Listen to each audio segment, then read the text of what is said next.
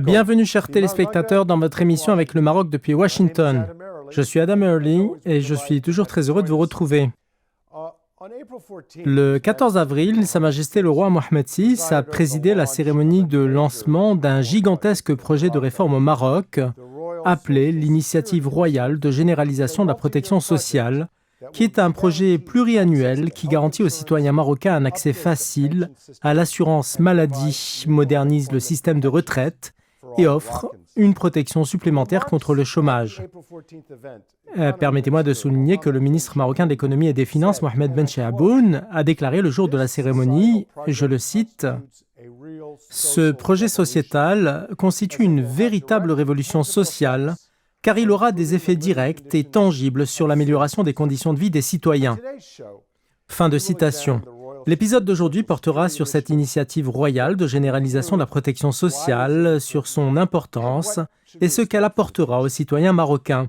Pour discuter de ce sujet et faire le point sur ce dossier, j'ai le plaisir d'accueillir le Dr Ilan Berman, qui vient de rentrer d'une visite au Maroc et que nous avons déjà reçu dans cette émission. Il est premier vice-président de l'American Foreign Policy Council, qui est basé à Washington, D.C. Monsieur Berman est également expert en sécurité régionale et il a été consultant auprès de la CIA et des ministères des Affaires étrangères et de la Défense. Il enseigne également à l'Université de l'État du Missouri et publie régulièrement des articles dans le Wall Street Journal, le New York Times ou le Washington Post. Mais avant d'entamer notre discussion, notre correspondante Adèle Nazarian va nous présenter un peu plus en détail le contenu de cette initiative royale de généralisation de la protection sociale. Merci beaucoup, Adam. En fait, j'ai parlé avec des Américains qui connaissent bien le Maroc. Ces derniers ont exprimé leur admiration et leur fierté envers le roi du Maroc qui a lancé ce plan, qui profitera à son peuple, en particulier à la classe ouvrière et à la classe moyenne. Le plan comprend l'augmentation du nombre des affiliés et des bénéficiaires de la protection sociale de la santé, la rationalisation des dépenses nationales de la protection sociale et la modernisation du système de retraite et de pension, ainsi que l'augmentation du pourcentage des bénéficiaires des systèmes d'indemnisation du chômage. Dans son discours à la nation à l'occasion de la fête du trône en 2020, Sa Majesté le roi a annoncé que d'ici 2022, la couverture médicale bénéficiera à tout le peuple marocain. Il s'agit d'une grande étape qui a rendu les Marocains heureux, car ce plan prend en compte les souffrances auxquelles la classe moyenne a été confrontée en raison de la pandémie. Retour à vous, Adam. Merci beaucoup, Adèle. Il est tout à fait clair que ce projet est très ambitieux. Et comme l'a dit le ministre marocain de l'économie et des finances, ce projet va permettre de réaliser un saut qualitatif sur le volet social. Je me tourne à présent vers notre chroniqueur George Landry. George, en fait, ce projet prévoit d'énormes investissements de la part du gouvernement marocain. Il va coûter beaucoup d'argent.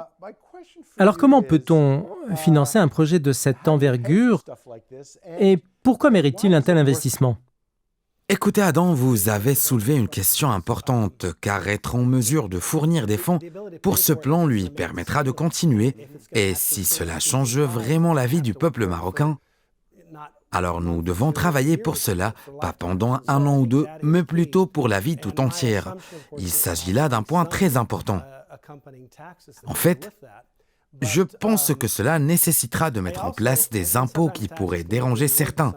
Mais je pense que pour le bien-être de la communauté, il est logique de mettre en place un système de sécurité sociale. Ici se pose la question de savoir comment le faire de manière efficace et qui permette de résoudre certains problèmes. Quand j'examine le plan du roi du Maroc, je sens vraiment que Sa Majesté l'a fait, car il y a des tentatives pour développer des partenariats avec le secteur privé qui est réputé pour son efficacité et sa prise en compte du rapport qualité-prix. Chose que les gouvernements ne peuvent parfois pas réaliser, ainsi que de fournir des ressources pour aider ceux qui ne sont pas en mesure de supporter les coûts de gestion de l'assurance maladie. Il y a beaucoup de choses qui appellent à faire l'éloge d'un tel plan. De plus, je vois que ce dernier comprend des potentiels qui garantissent sa continuité car il a été présenté à un moment approprié qui permet aux responsables d'améliorer et de modifier ces dispositions parce qu'ils peuvent rencontrer des développements inattendus. Je pense que laisser du temps à ce plan est une idée intelligente et je vois de bons indicateurs qui montrent que ce plan a été soigneusement élaboré. Oui, vous avez abordé un point très important qui est celui de la question de la pérennité du système lié à l'engagement du financement tout au long de la vie afin de garantir la continuité de cette protection sociale. Je me tourne à présent vers mon invité, le Dr Ilan Berman. Ilan, dans le discours royal prononcé à l'occasion de la dernière fête du trône, le souverain a évoqué le contexte de crise lié à la pandémie de Covid-19, dans lequel ces réformes sont aujourd'hui entreprises. Permettez-moi de citer un extrait du discours de Sa Majesté.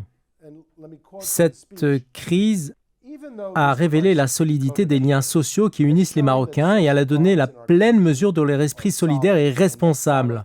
Toutefois, elle a également mis en évidence un certain nombre d'insuffisances qui touchent plus particulièrement le domaine social, comme la dépendance de certains secteurs aux aléas extérieurs, la taille du secteur informel et la faiblesse des réseaux de protection sociale, notamment à l'égard des franges de la population en situation de grande précarité.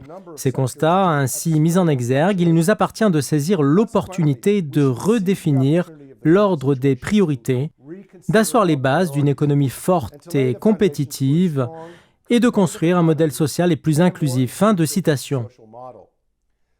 Alors, à quoi le souverain fait-il référence quand il évoque un modèle social plus inclusif et quelle forme un tel modèle peut-il prendre ? Right. So, great question, and I think it has to do with what the king talked about at the outset. C'est une très bonne question. Je pense que l'affaire est liée, comme l'a dit Sa Majesté le Roi, à la pandémie que le monde a connue et le Royaume du Maroc en particulier. Il s'agissait d'un pic d'une vague du nombre des cas de Covid-19 dans un secteur économique plus exposé que d'autres en raison de l'emploi journalier et des travailleurs du secteur informel. En fait, les mesures de prévention sanitaire et sociale à prendre contre le coronavirus peuvent être envisageables pour certains au Maroc, mais pas pour d'autres. De ce fait, ce nouveau contrat social est une initiative généralisée du gouvernement marocain afin d'assurer l'égalité à ces groupes sociaux qui sont plus vulnérables que d'autres en leur offrant une plus grande protection et une assurance maladie plus large pour leur éviter de subir de futurs chocs. Franchement, nous constatons que le gouvernement marocain et l'économie marocaine ont pu réaliser de bonnes performances en général,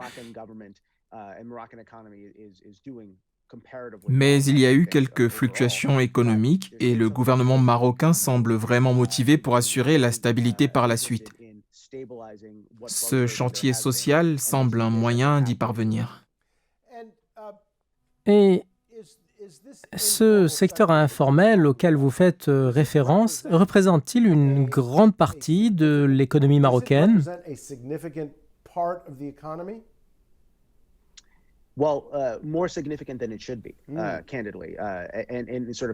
En fait, l'économie informelle a une part plus importante qu'elle ne devrait en avoir. Dans certains centres urbains comme Casablanca, une grande partie de la main-d'œuvre travaille dans des professions qui n'offrent pas de plan de carrière, mais qui dépendent des transactions commerciales informelles et des emplois dans l'économie de services.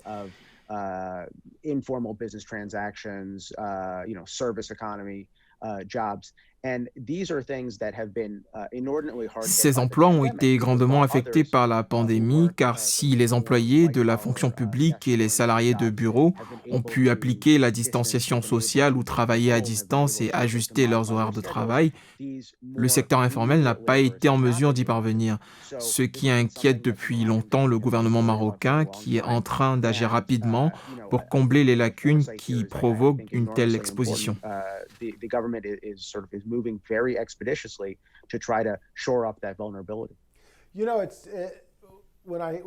Quand vous parlez de cette économie informelle et de ceux qui en sont affectés,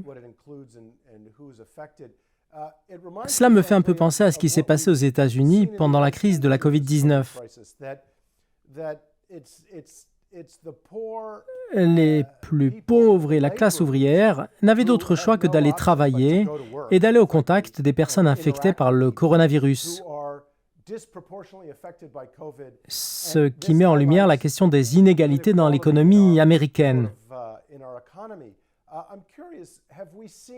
Y a-t-il eu aux États-Unis des mesures, hormis la vaccination, je veux dire ici des mesures similaires à ce que fait le Royaume du Maroc pour faire face à ces inégalités?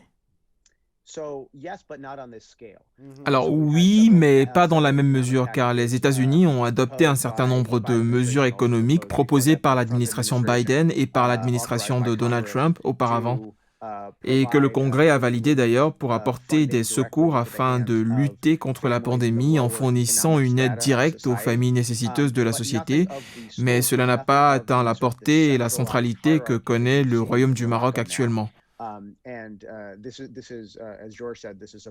Et comme l'a souligné George, il s'agit d'un énorme projet qui semble refléter l'immense intérêt du souverain marocain à garantir la disponibilité à tout moment d'un investissement atteignant 2,5 milliards de dollars, ce qui est énorme, surtout avec la période que nous vivons actuellement à la lumière de ce qu'a subi le Maroc à cause des répercussions de la pandémie. Mais cela témoigne en même temps la confiance du gouvernement marocain dans l'adoption d'une méthode qui organise et élève le niveau des secteurs vulnérables plus que d'autres. Oui, c'est une vision très intéressante. Mais c'est le moment de faire une courte pause. Restez avec nous.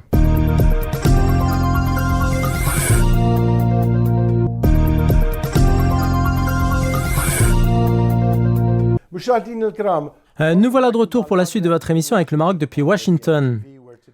Dans l'épisode d'aujourd'hui, nous évoquons l'initiative de Sa Majesté le roi Mohammed VI pour la généralisation de la protection sociale et son impact sur l'économie et la société marocaine. Avant la pause, notre invité, le Dr Ilan Berman, a parlé de l'ampleur d'un tel projet en le comparant au plan de relance économique des États-Unis. Ilan, je voudrais maintenant revenir sur certains points. Lorsque nous parlons des États-Unis, les gens parlent de milliards de dollars qui sont dépensés pour stimuler l'économie et réduire le fardeau des citoyens. Certains craignent que cela n'augmente le déficit budgétaire, ce qui pourra entraîner une augmentation des charges fiscales. Mais le gouvernement dit que cela stimule aussi l'économie et par ricochet, sa capacité à assumer ces mêmes charges. Qu'en est-il pour la généralisation de la couverture sociale au Maroc? Georges Landry a évoqué tout à l'heure la question du financement et de la pérennité du système. Comment assurer la continuité d'un tel plan?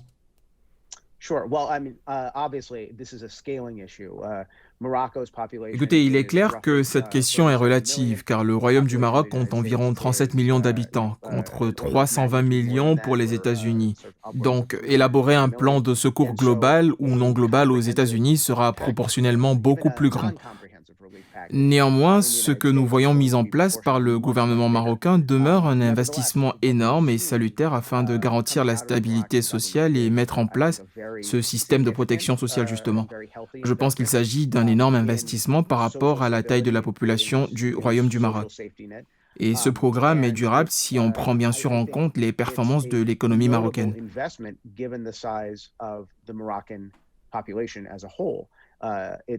Même si nous avons assisté à quelques fluctuations l'année dernière dans les premiers mois de la propagation de la pandémie, l'économie marocaine se dirige vers une tendance très positive et nous assistons au début d'une véritable croissance des échanges, notamment dans le nord du Maroc, qui est proche du continent européen, dans la région portuaire de Tanger Med. Et je pense que Rabat est convaincu que cette étape constitue un programme viable que le Royaume du Maroc doit mettre en œuvre. Parlons maintenant des objectifs de cette réforme fixée par le roi Mohammed VI dans le discours du trône.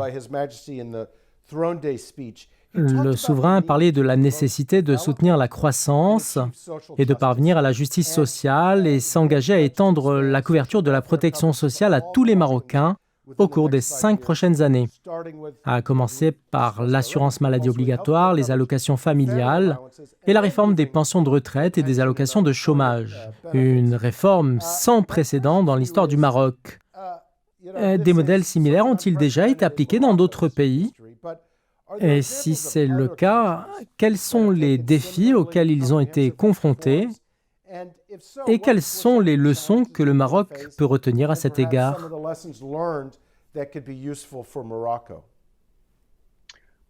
Écoutez, je pense qu'il y a des exemples en particulier dans le domaine des soins de santé et de la santé publique. En fait, il existe de bonnes choses qui peuvent être tirées du système de santé en Grande-Bretagne et au Canada.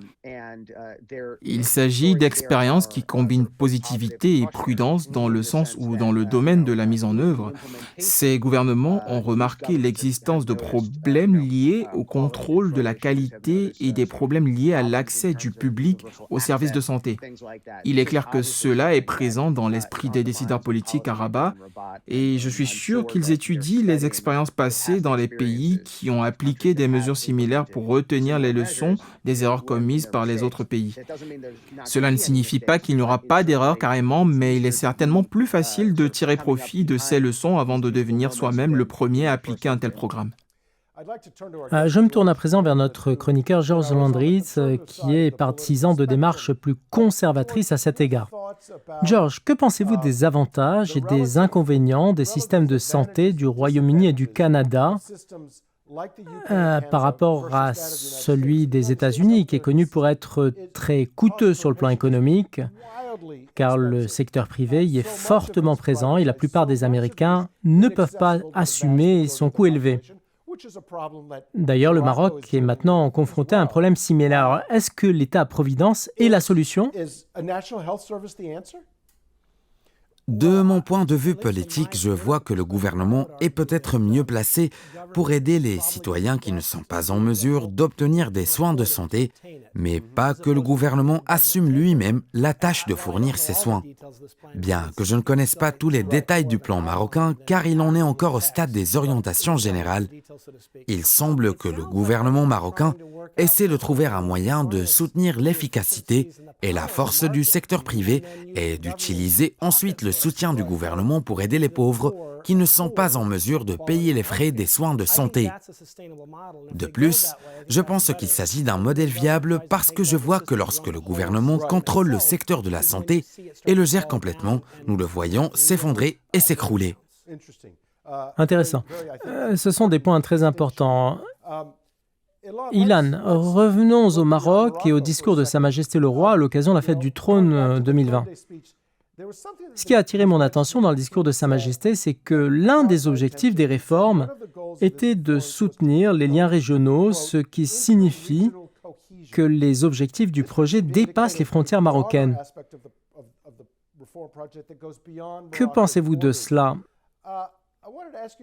Comment soutenir les liens régionaux et comment les réformes internes au Maroc peuvent-elles avoir un impact sur l'extérieur, c'est-à-dire hors des frontières du royaume? C'est un sujet très intéressant et nous en avons déjà parlé dans le cadre de cette émission. Il y a ici un point très intéressant à méditer car les adaptations de certains pays face à la pandémie différaient de celles d'autres, puisque la tendance mondiale en général était une introversion comme le résultat de la pandémie et un intérêt décroissant pour collaborer avec le monde. Mais le Royaume du Maroc était une exception à cette tendance car nous avons vu le doublement des efforts du gouvernement marocain pour établir une communication régionale et étendre sa présence. De plus, Sa Majesté le Roi a proposé une initiative sanitaire commune pour l'Afrique qui ne vise pas à concurrencer ce que la Chine tente de faire sur le continent africain, mais elle est certainement complémentaire comme moyen d'apporter une aide supplémentaire. De ce fait, une agence nouvelle a été ajoutée récemment au ministère marocain des Affaires étrangères pour donner suite à ce genre d'initiative. Et ce qu'on constate, c'est que le Royaume du Maroc, au cours de l'année écoulée, n'a pas changé son orientation stratégique, mais a plutôt poursuivi son orientation régionale. En même temps, l'expérience de l'année écoulée a montré que de nombreux pays de la région sont devenus plus vulnérables qu'auparavant en raison de la pandémie. Je pense donc que Sa Majesté se concentre actuellement sur ses réformes internes en élargissant la portée du contrat social et il s'intéresse également à ce qui se passe au niveau régional et à la manière dont le Royaume du Maroc peut jouer son rôle comme source de stabilité et montrer la voie à suivre. Aux États-Unis, des questions telles que la sécurité sociale et la santé publique sont très sensibles politiquement. Elles font l'objet de fortes controverses au Congrès et il arrive que les candidats perdent ou gagnent leur siège au Congrès en fonction de leur degré d'implication sur ces deux questions. Ces questions ont-elles les mêmes répercussions politiques au Maroc? Ou y a-t-il un consensus sur la nécessité de faire de telles réformes?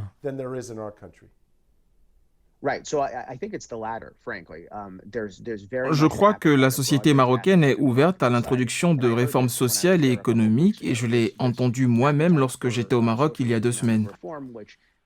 Je vois que ce programme répond à cela et je pense qu'il s'agit d'une question très importante pour 2 raisons. Premièrement, parce qu'il y a une question ouverte quant au rythme de la réforme sociale au Maroc et sa vulnérabilité face à la pandémie. Cependant, nous avons vu que cela ne s'est pas produit malgré les spéculations selon lesquelles cela pouvait arriver.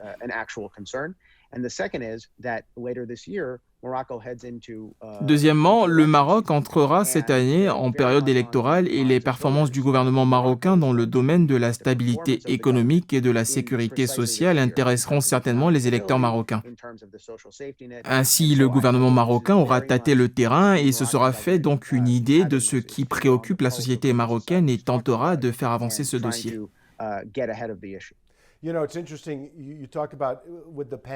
Ce point que vous avez abordé au sujet de l'impact négatif du coronavirus est très important et c'était la question qui a incité à la nécessité de ces réformes.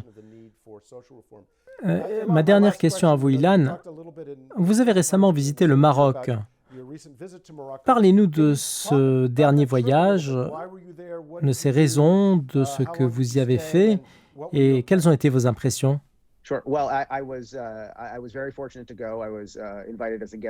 Écoutez, j'ai eu la chance d'être invité par le ministère marocain des Affaires étrangères pour tenir des réunions principalement axées sur les questions de politique étrangère et j'avais désespérément besoin de quitter les États-Unis.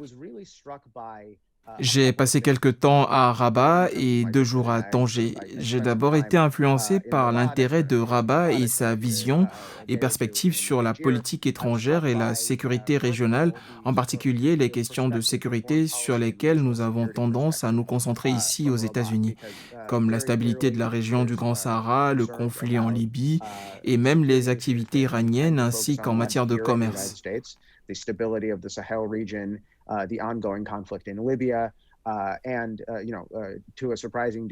Le projet de construction de Tanger Med est extrêmement impressionnant et le Royaume du Maroc a réussi à positionner le pays comme un point majeur du commerce de transit dans et autour de l'Europe et aussi comme point de transit pour les marchandises destinées au continent africain.